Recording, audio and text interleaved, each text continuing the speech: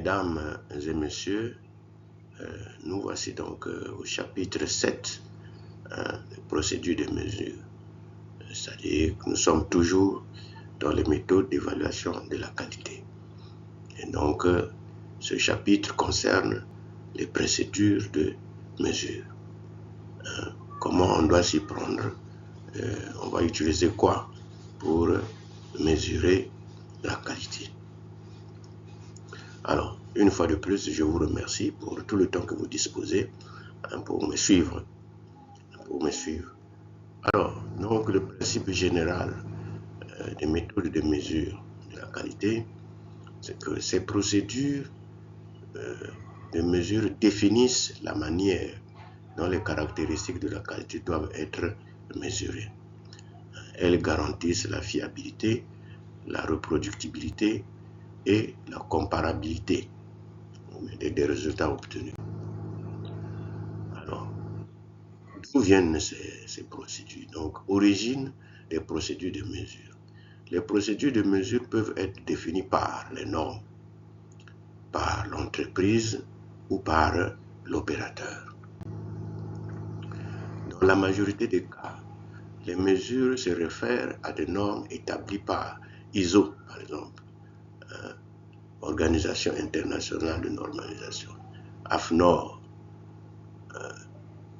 le Codex Alimentarius, on a ARSO, on a ASTEM aux États-Unis là-bas. Donc, comme j'ai dit, il y a d'autres organismes nationaux comme l'Union européenne, les British là-bas. Donc en Allemagne, donc partout, il y a des normes au Japon, mais il y a des normes internationales, surtout c'est défini par ISO. Alors donc, une entreprise peut développer ses propres procédures internes pour répondre aux attentes des clients, bien pour s'adapter à ces procédés spécifiques ou pour améliorer durablement la qualité, pour renforcer la compétitivité. Donc, il y a des procédures internes aux entreprises.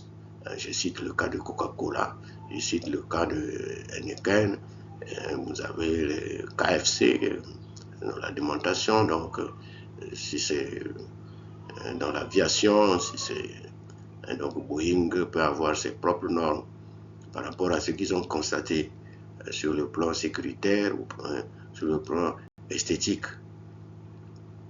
Donc,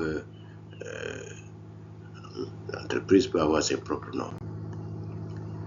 Alors, vous avez la complémentarité des procédures. Les procédures internes doivent être compatibles avec les normes. Elles doivent respecter les exigences réglementaires, être documentées et traçables, être connues et appliquées par le personnel. Alors, qu'est-ce qu'il faut retenir? On doit retenir que le respect des procédures de mesure est indispensable pour garantir la crédibilité des résultats et la confiance des clients et autorités. Alors, donc, on doit retenir ici que pour collecter des données, il y a des procédures appropriées.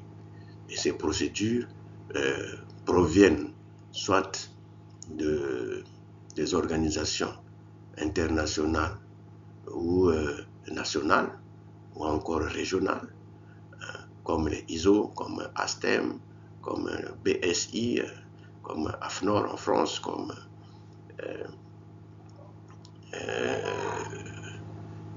la directive européenne, comme l'OMS, la FAO, ou encore